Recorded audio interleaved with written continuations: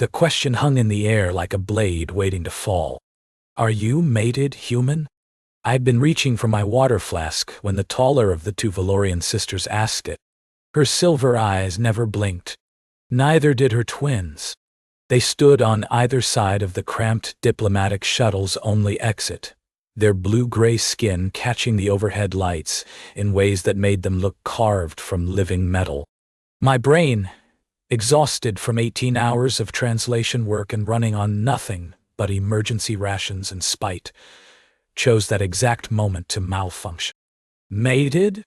I laughed, actually laughed, and said, "What? Like pandas? Do I look like I need a breeding program?" The silence that followed could have frozen plasma. Veyla, the one who had asked, tilted her head precisely 7 degrees. Her twin, Keytha, mirrored the motion in reverse. They did that, moved in perfect opposition, like they shared one mind running 2 bodies. It had been unsettling during the 6-hour negotiation session. Now, with them standing between me and the only door, it was terrifying. You compare yourself to a creature requiring intervention for reproduction? Veyla's voice had dropped half an octave. You claim dysfunction? What? No, the human, admits biological inadequacy. Keytha's hand moved to her belt. Not to a weapon, to a small crystalline device I didn't recognize. This must be reported. Reported to whom? I stood up too fast and both sisters shifted their weight. Predator instincts. They had those in abundance. I was joking. It was a joke. Define this joke. It's words you say that aren't meant literally. For humor. Humans do it when we're uncomfortable. You are uncomfortable with questions of mating. Veyla took 1 step closer. Just one. But in the confined space, it felt like she'd crossed a kilometer. Why would this cause discomfort if you have nothing to hide? I had walked into something. I could feel it, that particular flavor of diplomatic disaster that came from not reading the cultural briefing carefully enough. The mission had been thrown together in 48 hours. The Valorians had demanded a human translator for their trade negotiations with the consortium, and I was the only one available who spoke their primary dialect. Nobody had mentioned that their species asked about mating status within hours of meeting someone. Nobody had mentioned what a wrong answer might mean. I'm not hiding anything, I said carefully. I'm unmated. Single. No partner. I made a joke, because the question surprised me. The twins exchanged a look, one of those silent communications that seemed to carry entire conversations in a single glance. When they turned back to me, something had shifted in their expressions. Unmated, Keytha repeated. Confirmed unmated. And your joke, this breeding program, it was not a statement of intent? Intent? Intent to what? To seek intervention. Veyla's silver eyes narrowed. To request assistance in your mating. From us. The shuttle suddenly felt very, very small. I wasn't requesting anything, I said. I swear on whatever you consider sacred, I was just being awkward. It's what humans do. Awkward. Awkward. Keytha tested the word. This is the word for requesting mating assistance while pretending not to. No. That's not. I stopped. Took a breath. Years of diplomatic training screaming at me to slow down, assess, respond with precision. In human culture, joking about sensitive topics is a way of acknowledging discomfort without causing offense. I was not, in any way, asking you to help me find a mate, or to mate with me, or anything involving mating whatsoever. Another exchanged look, longer this time. He is flushed, Veyla observed. Elevated heart rate, Keytha added. Visible perspiration. These are signs of embarrassment, I interrupted. Signs of embarrassment. I'm mortified right now. Do you know that word? Mortified, wanting the floor to open up and swallow me whole. Veyla's head tilted again. You wish for death? Figuratively. Not literally. It means I'm so uncomfortable I'd prefer temporary non-existence to continuing this conversation. But you continue it, because you're blocking the door. Both sisters looked at the exit behind them, as if noticing their positions for the first time. They didn't move. The door is not relevant, Keytha said. It feels very relevant from where I'm standing. Sit. Veyla's command was quiet, but absolute. We must understand this joke before we can proceed.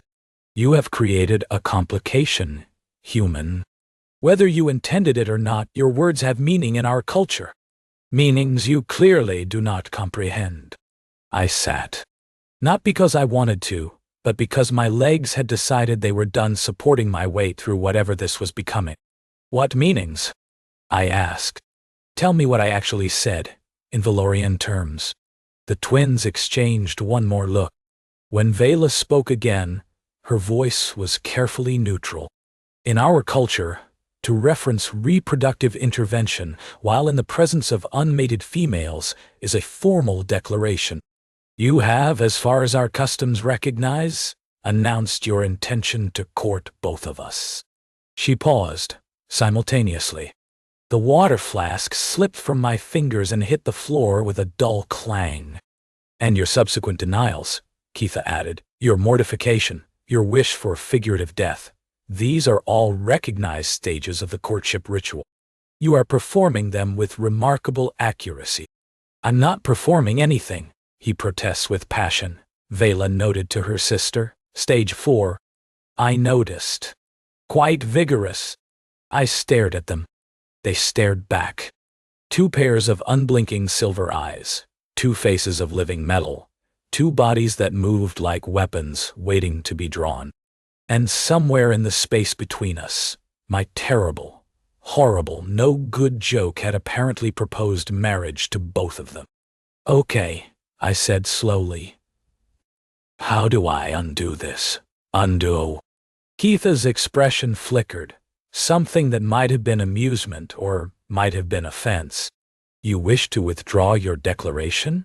I wish to clarify that there was no declaration, that it was a misunderstanding, that I am very, very sorry for any confusion, and I will never make a joke again as long as I live.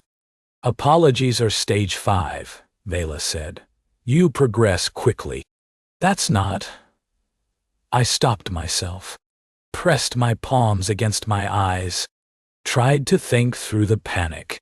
What is the actual courtship ritual? All of it. Tell me so I can stop accidentally doing it. The twins went still. Not the usual predator stillness, but something different. Something almost uncomfortable. That information, Veyla said carefully, is typically only shared with serious suitors. I'm not a serious suitor. You have completed 5 stages in under 10 minutes. By Valorian standards, you are exceptionally serious. I laughed again. I couldn't help it. It was that or scream. This is insane. This whole situation is insane. I made a bad joke about pandas, and now I'm engaged. Not engaged, Keytha corrected, declared. There is a difference. Engagement requires mutual acceptance. Declaration is merely the opening move. And if I don't want to make an opening move, then you must formally withdraw. Veyla's voice carried something I hadn't heard before. Was that hesitation? But formal withdrawal has requirements. Conditions. You cannot simply say you did not mean it. What conditions? The sisters looked at each other again. This time, the silent communication lasted longer. When they turned back, something in their posture had shifted. They were still blocking the door, but it felt less like containment now, and more like something else. The conditions, Keytha said slowly, are complicated. Complicated how? Veyla moved, not toward me, but to the side, settling into the seat across from mine. After a moment, her sister did the same, taking the seat beside her. They sat in perfect symmetry, silver eyes fixed on my face. You must understand something first, Veyla said, about why we asked the question, about why we are here specifically on this shuttle, with you. I thought I was assigned as a translator. You were. But assignments can be influenced. Arrangements can be made. She paused. We arranged for you, Marcus Chen. Specifically. My name sounded strange in her voice. I hadn't told her my name.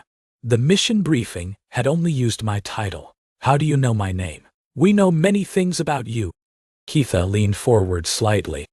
Your linguistic skills, your diplomatic record, your cultural adaptability scores, your mating status, Veyla added, which was listed as unattached in your personnel file. The shuttle's recycled air suddenly felt thin. You pulled my personnel file? We requested a translator meeting specific criteria. You exceeded all of them. Criteria for what? The twins exchanged one final look. When they spoke next, they spoke in unison, their voices harmonizing in a way that sent shivers down my spine. For consideration, I sat there, in the cramped diplomatic shuttle, looking at two alien women who had apparently manipulated an entire mission assignment to get me alone with them. Who had asked about my mating status within hours of meeting me. Who were now telling me that my terrible joke had accidentally stumbled into something they had planned all along. Consideration, I repeated slowly. For what, exactly? Veyla almost smiled. Almost. The expression looked unpracticed on her metallic features, like a skill she'd learned but rarely used. That, she said, is what we must discuss. But first, you have a choice. Withdraw your declaration, formally, and return to simple translator duties. We will not hold the misunderstanding against you. Or, Keytha finished her sister's thought, or remain declared, and learn what that truly means. What we truly want. What you might gain. The door remained blocked, but I was starting to realize it wasn't to keep me in, it was to keep everything else out. I have questions, I said. A lot of them. We would expect nothing less. I leaned back in my seat and met their silver gazes as steadily as I could. My heart was still racing. My palms were still sweating. And somewhere in the back of my mind, a voice that sounded suspiciously like my diplomatic instructor was screaming about protocol and procedures and appropriate professional distance.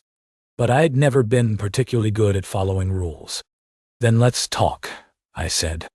But first, will one of you please move away from the door, just for my sanity? The twins considered this for 3 full seconds. Then Keytha stood, crossed the shuttle, and sat down directly beside me.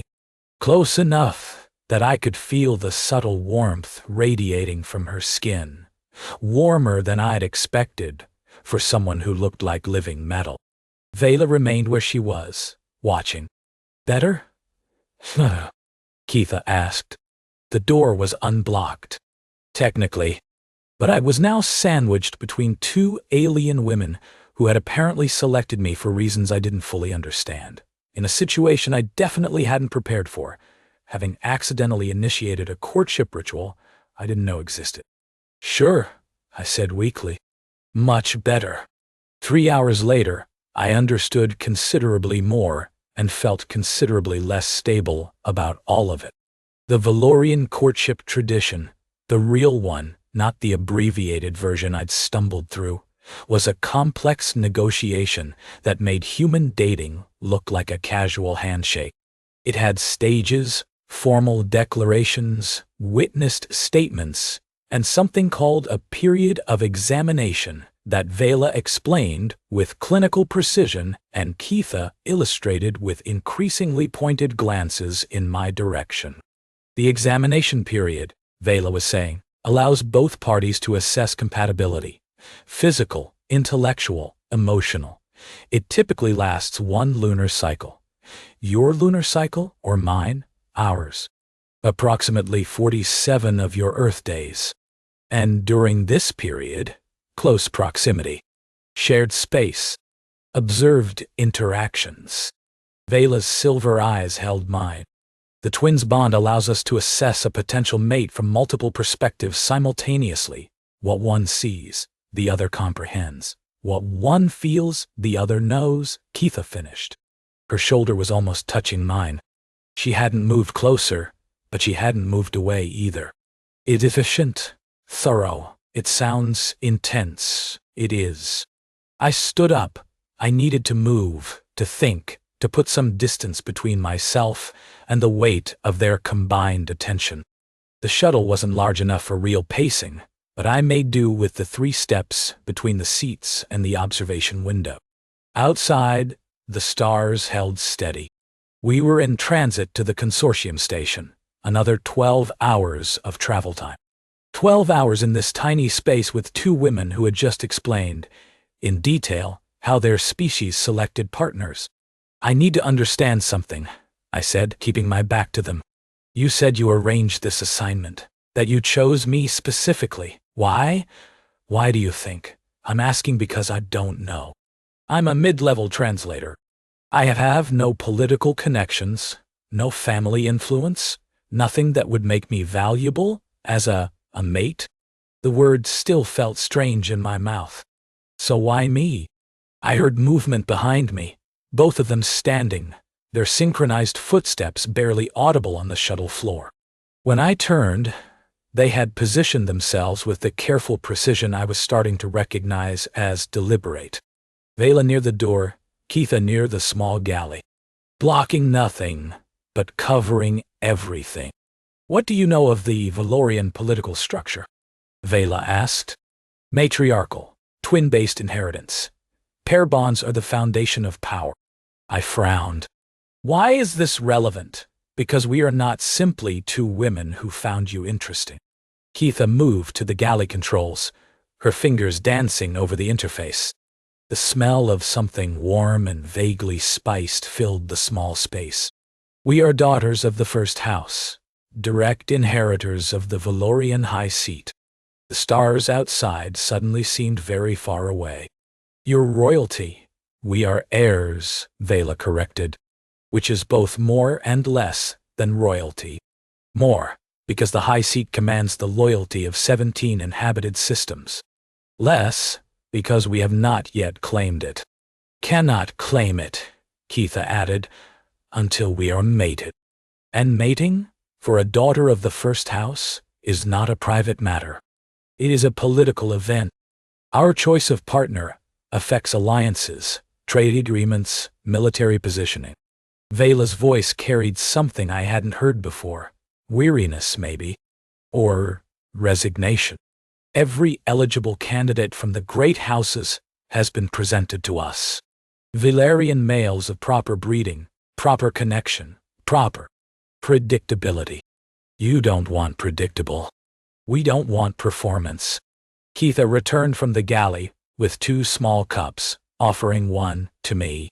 The liquid inside was a deep amber, steaming gently. Every Velorian male who approaches us has been trained since childhood in exactly how to court the high seat's heirs. Every word calculated, every gesture rehearsed. They court our position, not us. I took the cup without drinking. And you think I'm different because I'm human? Because I didn't know the rules? You are different because you failed the rules spectacularly and then tried to apologize for the failure. Veyla's almost smile returned. Do you understand how rare that is? To see someone genuinely mortified rather than strategically humble. I also accidentally proposed to both of you. That doesn't seem like a strong foundation for anything. You panicked. You were honest about the panic. You asked questions instead of making assumptions. Keytha sipped her own drink, watching me over the rim. In 47 years of courtship presentations, you are the first candidate to ever ask us what we truly want. I haven't asked that. You were about to. She was right. The question had been forming since they started explaining, since I began to see the shape of what they were describing. 2 powerful women trapped by their own power, seeking something genuine in a world of endless calculation. What do you truly want? I asked. The twins exchanged one of their silent looks. But this one was different. Less strategic assessment, more vulnerability. When Veyla answered, her voice was quiet. A partner who sees us. Not the high seat. Not the political advantage. Us. She paused. Someone who can make us laugh. Someone who is not afraid to be wrong in front of us. Someone who will stay when staying is difficult. Someone human, Keytha added. Not in species but in texture, imperfect, surprising, real. I looked at them, really looked. Past the metallic skin and the predator stillness, and the synchronized movements that had seemed so alien. Past the titles, and the power, and the 17 star systems worth of political weight. 2 women, watching me with silver eyes full of something that looked remarkably like hope. This is insane, I said finally. Yes, I met you 6 hours ago. Yes. I don't know anything about your culture, your politics, I gestured vaguely. Anything. Also yes. And you want me to spend 47 days being examined by both of you simultaneously to determine if I'm suitable mate material for the heirs to an interstellar throne. That is an accurate summary. I drank the amber liquid in one long swallow. It burned going down, then spread warmth through my chest like liquid courage. Why would I say yes to that? Keytha moved, faster than I expected, closing the distance between us until we were almost touching. Her eyes, this close, weren't just silver. They had depth, layers of metallic hue shifting like clouds over a mirror. Because you're curious, she said. I can see it. You want to understand us. You want to know what happens next. You want Keytha. Veyla's voice carried warning, too fast. Her sister stopped, but didn't step back. The space between us hummed with something I couldn't name. I'm not saying yes, I said. But I'm not saying no. What are you saying? I'm saying I have 12 more hours on this shuttle, and you have a lot more explaining to do. I set down the empty cup. Tell me about the examination period. The real version. What would be expected of me? What would be expected of you? You want specifics. I want to know what I'd be agreeing to. In detail. Before I agree to anything. Veyla moved then, joining her sister near me. Not as close as Keytha stood, but close enough. The twins in formation, silver eyes reflecting the starlight. The examination period requires cohabitation, Veyla began. Shared quarters, shared meals. We would observe how you function in domestic space, how you handle stress, how you communicate. There are formal interviews, Keytha added, witnessed by house elders. You would be asked about your history, your intentions, your understanding of what partnership means. There are challenges. Veyla's voice dropped slightly, physical, mental, emotional, designed to reveal true character under pressure. And intimacy? The question came out before I could stop it. Keytha's expression flickered with something I couldn't read. Intimacy is permitted but not required during examination. Physical compatibility is one factor among many. She paused. But connection is expected. Emotional honesty. The ability to be present with each other. If I passed the examination, you would proceed to formal courtship. Another 47 days. More public. More observed. Concluding in either rejection or binding, Veyla said. Permanent partnership. Marriage in your terms, though the Velorian version involves neurological bonding. We would feel each other across distances. Know each other's emotional states. Be connected in ways humans do not experience with each other. The weight of it settled over me like a physical thing. Not just marriage, fusion. Becoming part of their twin bond. 3 minds, linked forever. That's not a small thing, I said. No, you're asking me to consider giving up my entire identity as a separate individual. We are asking you to consider gaining something greater. Keytha's hand rose, hesitated, then gently touched my jaw. Her fingers were warm, her skin smooth as polished stone. The bond does not erase who you are. It expands it. You would still be Marcus Chen. But you would also be part of us. and we would be part of you. How do you know? Have you bonded before? No, but we have been bonded to each other since birth. Her thumb traced my cheekbone, feather light. We know what it means to never be alone, to always have someone who understands completely, to share joy and pain and everything between. It is not a sacrifice, Veyla said softly. It is a gift, one we would only give to someone worthy. I stood there, alien fingers on my face, alien eyes holding mine, alien future sprawling out before me like an unmapped galaxy. 12 hours ago, I had been a translator on a routine assignment. But now I was being offered the chance to become something human beings had never been. I have more questions, I said. We have time. I need to think. Really think. Not just react. Then think. Keytha's hand dropped away, leaving my skin tingling where she'd touched. We will answer what we can. And what we cannot answer, you will discover during the examination, Veyla finished. If you choose to proceed. If kin. Such a small word for such an enormous decision. Tell me about the challenges, I said. The ones designed to reveal true character. What would I face? The twins exchanged another look.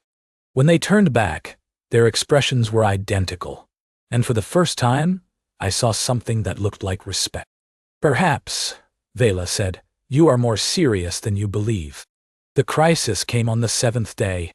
I had agreed to the examination period, provisionally conditionally with enough caveats and stipulations to make my diplomatic instructors proud.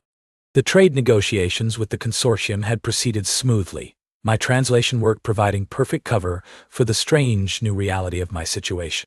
During the day, I was a professional, neutral, alert, focused. At night, I returned to quarters I now shared with the twins.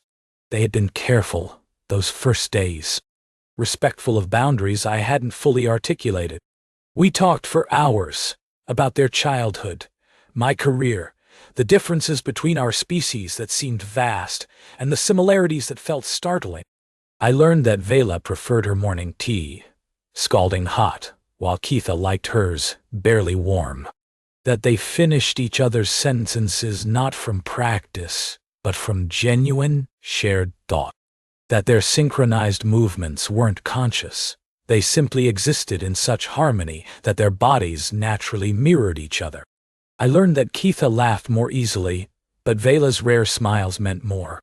That they disagreed about music, about literature, about the proper way to organize a living space. That their twin bond made them one in many ways, but not all. They were still individuals, still capable of conflict, still working to understand each other even after a lifetime of connection. I learned that I liked them, both of them, in different ways and for different reasons and with a growing intensity that frightened me. And then the message came. We were in our shared quarters, a modest suite the consortium had provided, not knowing its occupants' true status. Keytha was reading something on her tablet while Veyla reviewed trade documentation. I was pretending to study Velorian verb conjugations while actually watching them both, cataloging the small moments that had become precious to me. Veyla's tablet chimed with a priority alert. Her face, when she read it, went absolutely still. What is it? Keytha set down her own device, already sensing something through their bond. Veyla, what? Father is dead. The words hung in the recycled air. Simple words. Gaia. 4 of them. But they changed everything. The high seat is vacant, Veyla continued, her voice mechanically flat. The council has initiated succession protocols. We have 14 days to present a bonded mate or Counselor Rethik assumes regency. Keytha's silver skin had gone pale. I hadn't known that was possible. He'll dismantle everything. The progressive reforms, the human trade agreements, all of it. I'm so sorry, I said, and the inadequacy of it burned in my throat. Your father, was dying for years. Veyla finally looked up, and her eyes were devastating. Grief and rage and calculation all warring for dominance. We knew it was coming. We thought we had more time. How much time did you think you had? Months. Perhaps a year. She set down the tablet with careful precision, like she might shatter if she moved too fast. Enough time to complete the examination properly. To court you as you deserve. To let you choose freely. And now? The twins looked at each other. The longest silent exchange I'd witnessed, seconds stretching into an eternity of shared thought and feeling. When they turned back, their expressions were identical and resigned. Now we release you, Keytha said quietly. We cannot ask you to bond with us in 14 days. It would be coercion. You barely know us. We will find another way, Veyla added. Challenge Rethik's authority directly. Delay the succession. Something. You would lose. The words came out of me without permission. You said it yourself. Unbonded heirs cannot claim the high seat. That's the law, yes. And if Rethik takes regency, your people suffer. Your reforms end. Everything you've worked for disappears. Yes. But you'd accept that rather than pressure me. We told you what we wanted. Keytha's voice cracked slightly. A partner who chose us freely. Not someone trapped by circumstances. Not someone who felt they had no option but to, what if I want to? Silence, Marcus Chen. Veyla stood, moving toward me with careful steps. You cannot mean that. You've known us for 7 days. I've known you intensely for 7 days. That's different than casually. I stood too, meeting her approach. I've seen you exhausted and frustrated and homesick. I've seen you argue with each other over trivial things and reconcile without words. I've seen you laugh and worry and care about people you'll never meet. That's not enough to. I've also seen you prioritize my comfort over your own interests. Repeatedly.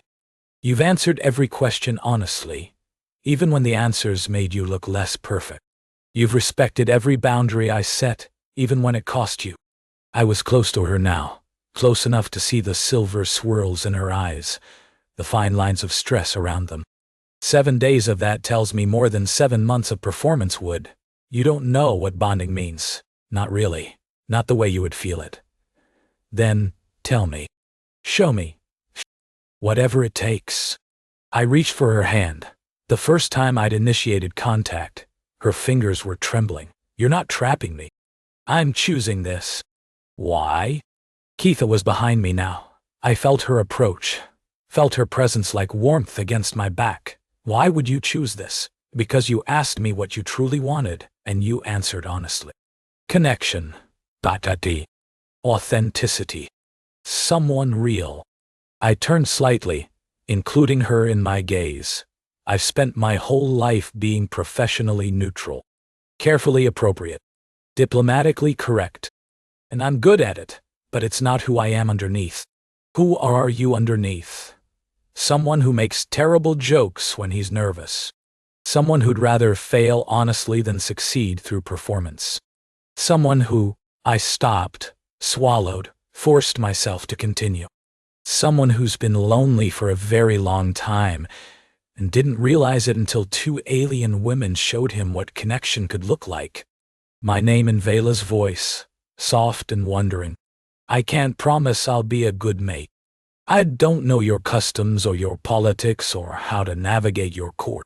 I'll make mistakes, probably enormous ones. I'll embarrass you in ways that actually matter, not just accidental courtship declarations. We know. But I'll stay.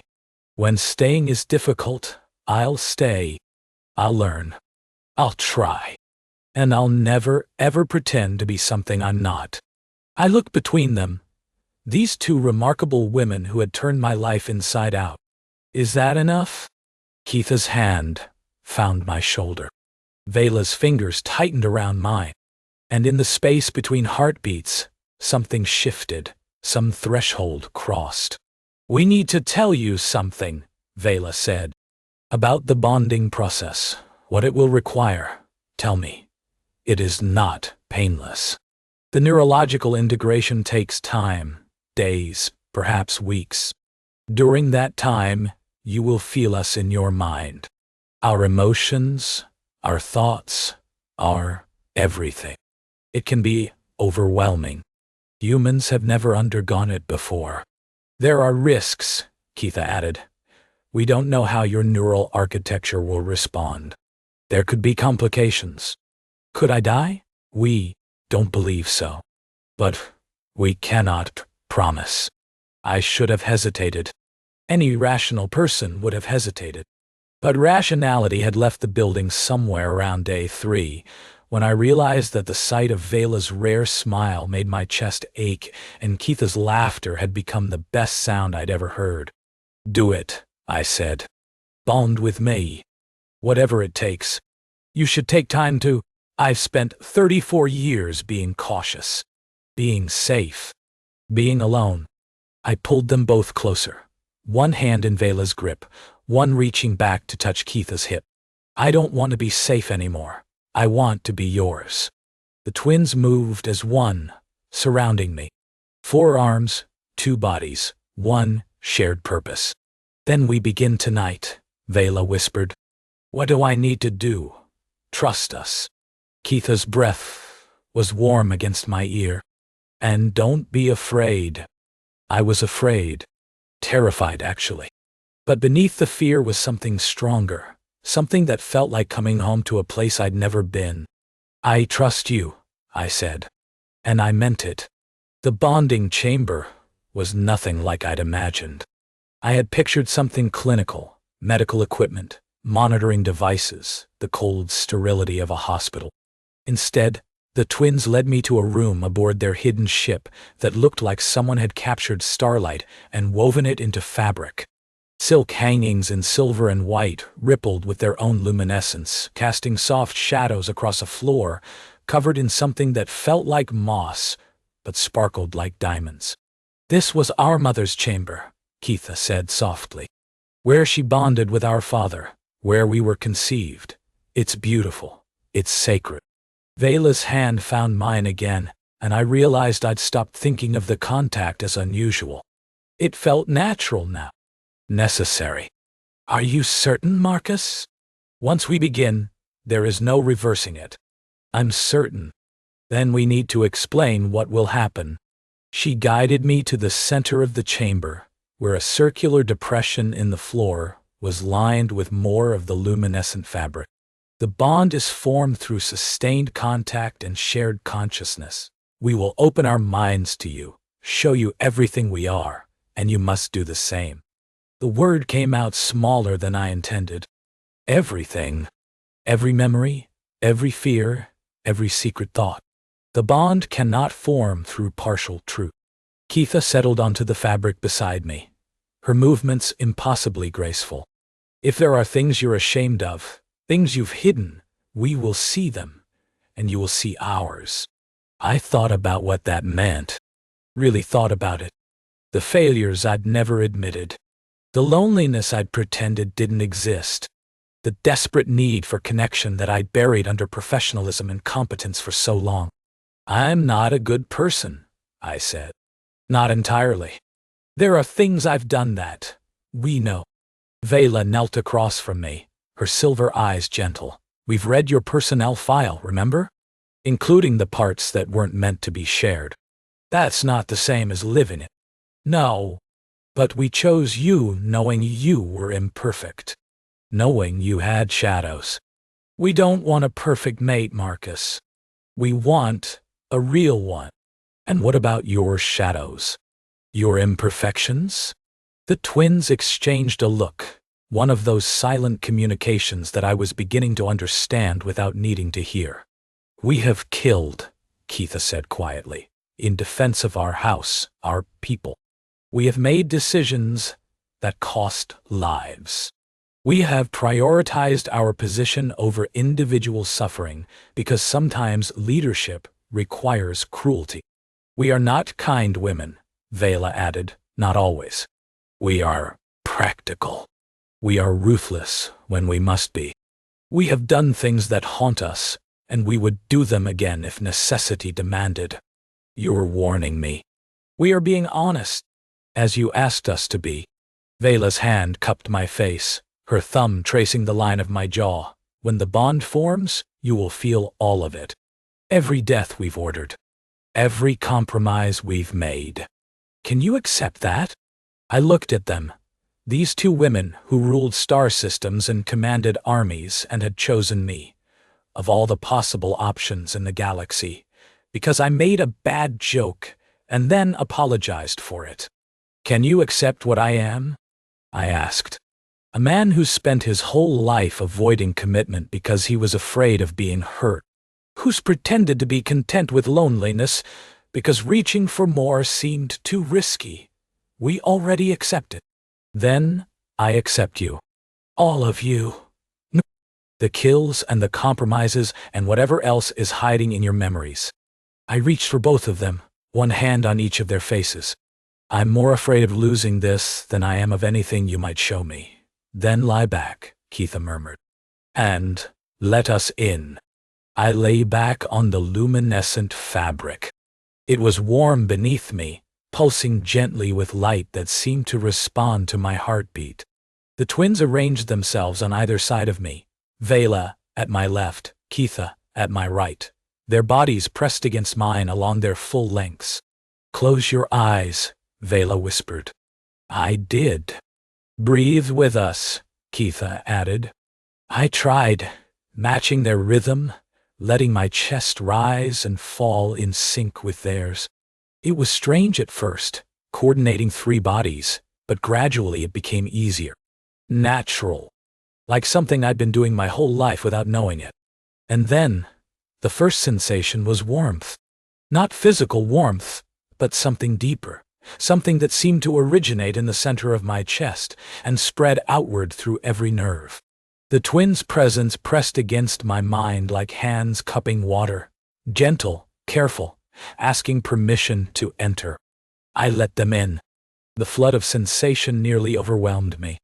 I felt their love for each other, deep as oceans, ancient as stars. I felt their loneliness, the weight of ruling without an equal. The ache of being surrounded by subjects and servants and never having a true partner. I felt their fear of me, of choosing wrong, of opening themselves to someone who might not stay. And I felt their hope, bright and terrified and precious, like a flame they were trying to shelter from the wind.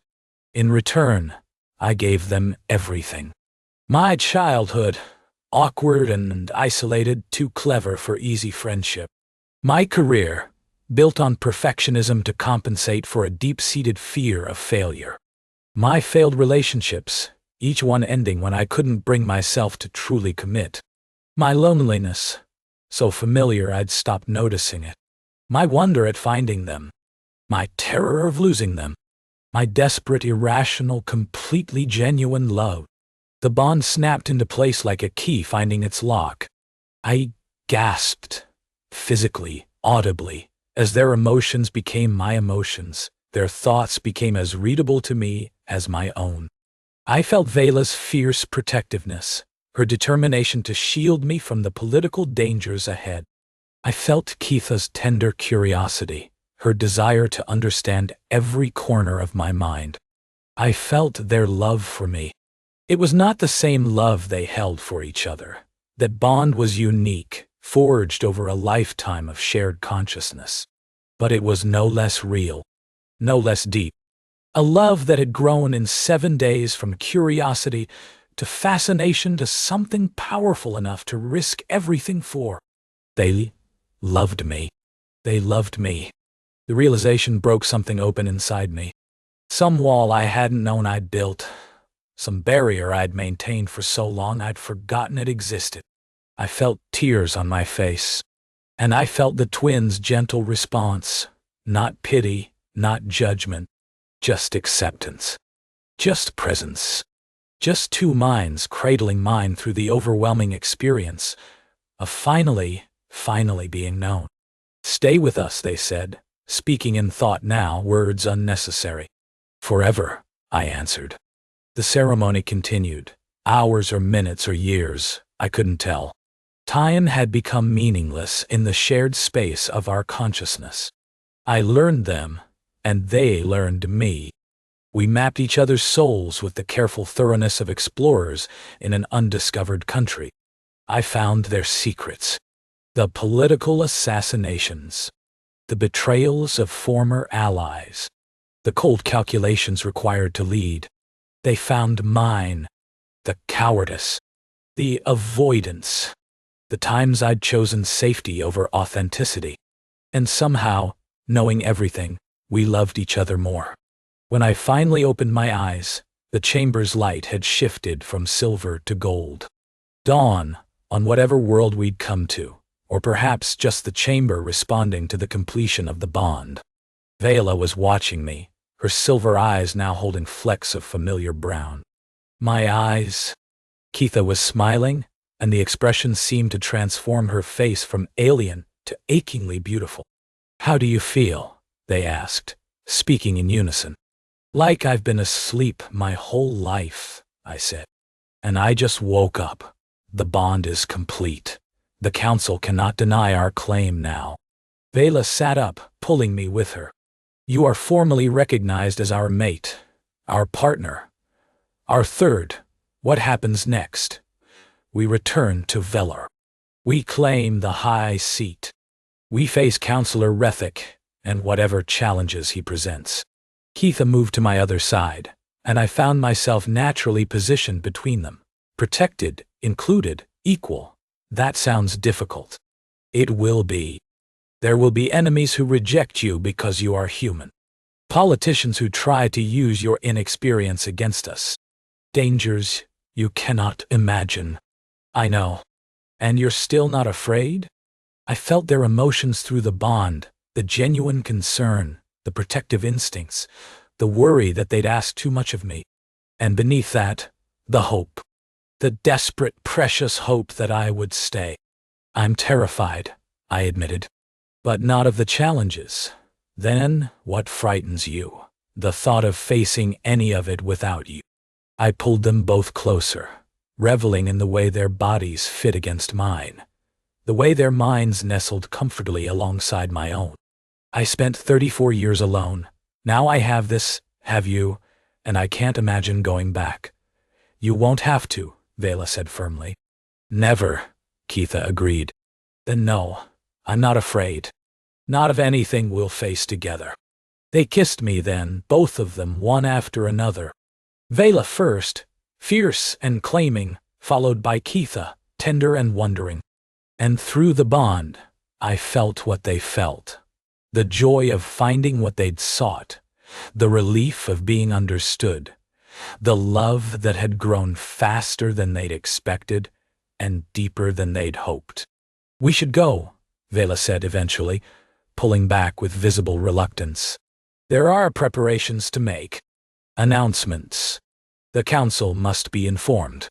"Your species," Keytha added, her smile turning mischievous, "will have to be told that humanity just joined the line of succession for 17 star systems." I laughed. The first genuine laugh since this whole insane journey had begun. "They're going to have questions," I said.